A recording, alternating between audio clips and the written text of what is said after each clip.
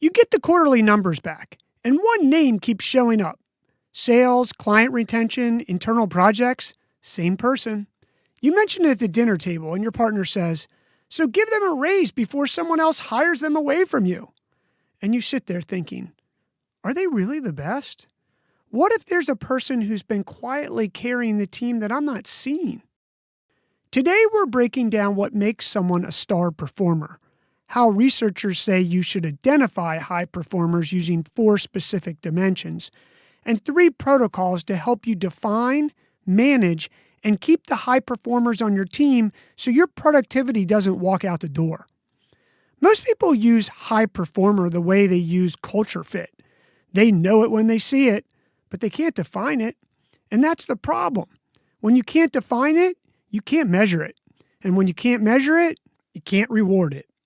A 2026 review published in the Annual Review of Organizational Psychology and Organizational Behavior titled Rethinking Stardom, a realistic approach to studying the absolute best performers, built a framework around 4 dimensions for identifying stars.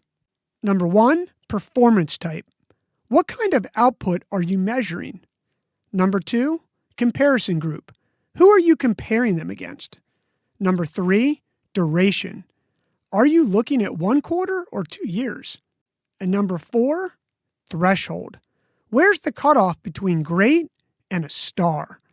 The review also found that star performance is rare, heavily skewed, and spills over to other people around them. Now here are your 3 protocols to identify and manage high performers on your team. Protocol number 1, define what star means before you need one. Sit down and write out what performance type matters most for each role. For a sales rep, maybe it's new revenue.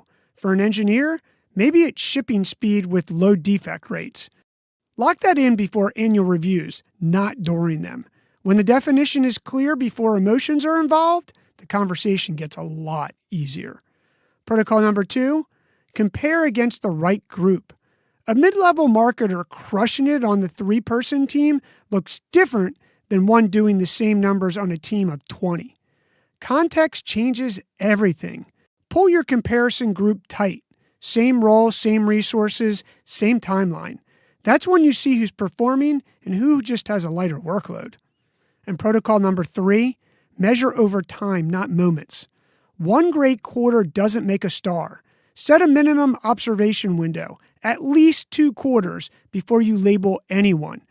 Track consistency, not just peaks. The person who delivers 90% every single quarter is more valuable than one who hits 150% once and then coasts for 6 months. Let's go back to where we started this episode with the name on that quarterly report. Before you make the call on a raise, a promotion, or a tough conversation, run it through this framework. Define the performance, tighten the comparison, and stretch the timeline. Do that, and you'll stop guessing who your stars are and start knowing, so you know who to reward. Your move.